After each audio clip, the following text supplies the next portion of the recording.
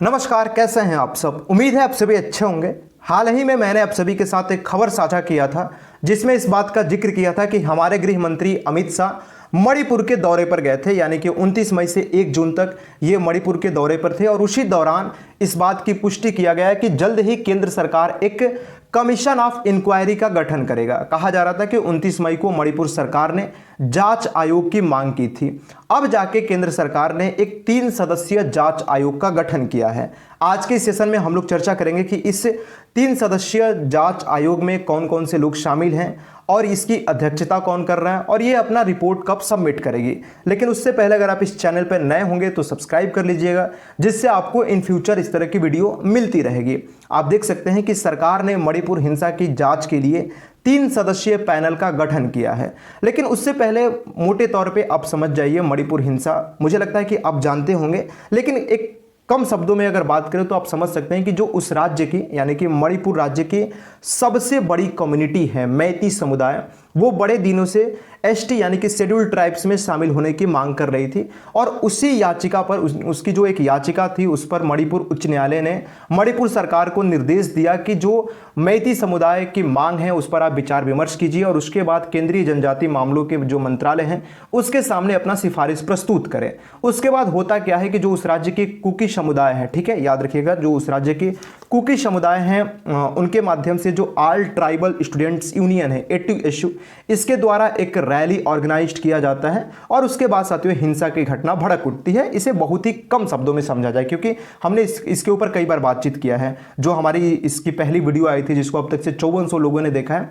उसमें हमने काफ़ी डिटेल्स में चर्चा किया था। लेकिन कम शब्दों में साथियों ये आप समझ सकते हैं 3 मई की ये घटना की शुरुआत होती है, ये हिंसा की घटना की शुरुआत होती है और अब तक कहा जा रहा है कि 98 लोगों की जानें जा चुकी है। लेकिन सबसे बड़ी बात यह है कि 35,000 से अधिक लोग विस्थापित हो चुके हैं, यानी कि उन्हें अपने घर छोड़ने के लिए मजबूर होना पड़ा, उन्हें रिलीफ कैंप में जाना पड़ा। उसके बाद साथियों होता क्या है कि 29 मई को हमारे जो गृह मंत्री हैं अमित शाह ये मणिपुर के दौरे पर जाते हैं।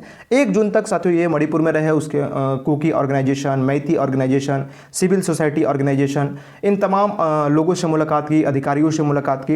ये सब कुछ जायजा लेने के बाद एक जांच आयोग की नियुक्ति की घोषणा की थी, ठीक है, कि कमीशन ऑफ इंक्वायरी अपॉइंटमेंट किया जाएगा। अब जाके साथियों आप देख सकते हैं कि प्रधानमंत्री श्री नरेंद्र मोदी के नेतृत्व वाली भारत सरकार ने जांच आयोग अधिनियम 1952 के तहत, सबसे इंपॉर्टेंट है साथियों ये बातें आप याद रखिएगा, कमीशन ऑफ इंक्वायरी एक्ट 1952, ये आपसे कहीं पूछा जा सकता है। 1952 के तहत कमीशन ऑफ इंक्वायरी का गठन किया गया है, यानी कि जांच आयोग का गठन किया गया है। इसमें 3 सदस्य हैं। जो पहले हैं याद रखिएगा गुवाहाटी उच्च न्यायालय के पूर्व न्यायाधीश जस्टिस अजय लांबा, जो इस पैनल की अध्यक्षता करेंगे, ये भी आप याद रखिएगा।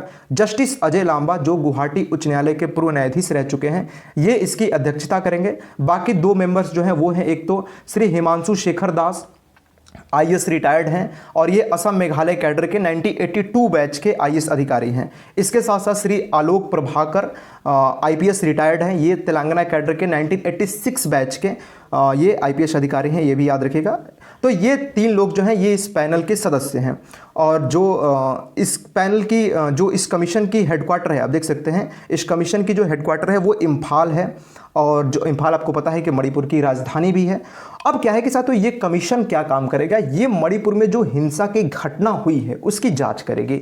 अब ये देखेगी कि क्या जो मणिपुर में 3 मई को हिंसा की घटना हुई है, क्या वहाँ पे कोई अधिकारियों से चूक हुई है, किसी ने लापरवाही बरती है। उसके बाद जब हिंसा की घटना की शुरुआत होती है, देखिए साथियों अचानक से तो कुछ चीज़ें होती नहीं है, जब ये हिंसा और दंगा शुरू होता है क्या उसको रोकने के लिए पर्याप्त प्रशासनिक उपाय किए गए या वहां पे कोई फेलियर हुआ है, ये सब कुछ साथियों ये कमीशन जांच करेगा, ठीक है।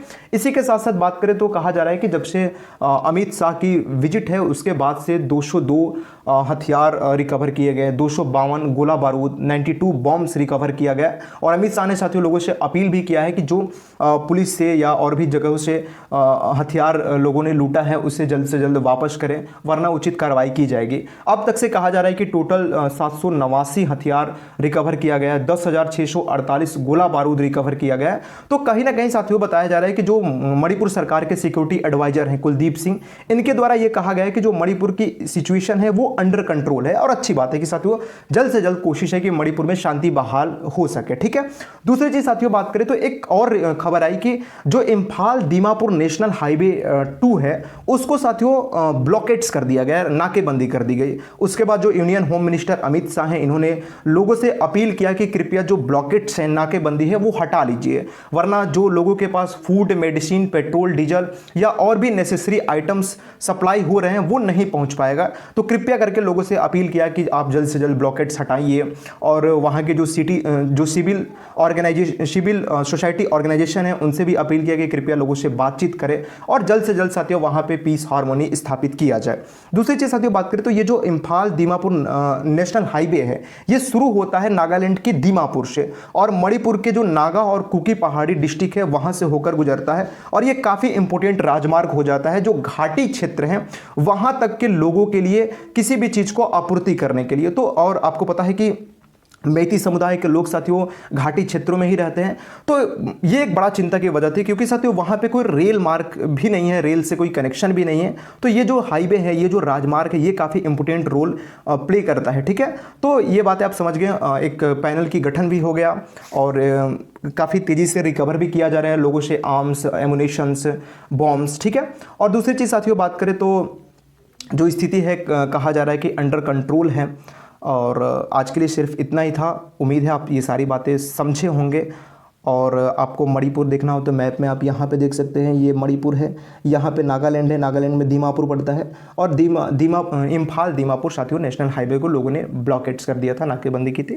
फिर हमारे गृह मंत्री ने लोगों से अपील भी की थी कि भाई जल्दी से जल्दी साथियों से वहाँ से आप ब्लॉकेट्स हटाइए। ठीक है, तो इस बार आपका क्या विचार है? आप भी अपना विचार हमें बताते रहिएगा। इस तरीके से छोटे छोटे इन्फॉर्मेशन आपको मिलते रहेंगे और 2-3 बातें जरूर याद रखिएगा। और मैं साथियों एक सबसे इंपॉर्टेंट बात ये भूल रहा हूँ कि ये जो कमीशन की गठन किया गया है इसको ये कहा गया है कि आप एज सुन एज पॉसिबल, जितना जल्दी हो सके आप अपना रिपोर्ट सबमिट करें सरकार को। और समय दिया गया है कि मैक्सिमम जो समय मिला है वो यही है कि जो आपकी फर्स्ट सिटिंग होगी, जो इस कमीशन की पहली बैठक होगी, उससे लेकर 6 महीने के भीतर अपना रिपोर्ट सबमिट करना है। ठीक है, एक प्रकार से समझ सकते हैं कि मैक्सिमम टाइम मिला है और ऐसे कह दिया गया है कि भाई जल्दी से जल्दी आप अपना रिपोर्ट सबमिट करें जितना जल्दी संभव हो सके। ठीक है, तो चलिए आज के लिए सिर्फ इतना ही। और जाते जाते मैं आपसे ये बता दूं कि अगर आप हमें सपोर्ट करना चाहते हैं तो आप हमारे चैनल को सब्सक्राइब कर सकते हैं, लाइक शेयर जो भी करना हो ये आपकी तरफ से होता है, आप कर सकते हैं। आप सभी में इतना प्यार देते हैं इसके लिए दिल से धन्यवाद। मिलेंगे नेक्स्ट वीडियो में। जय हिंद।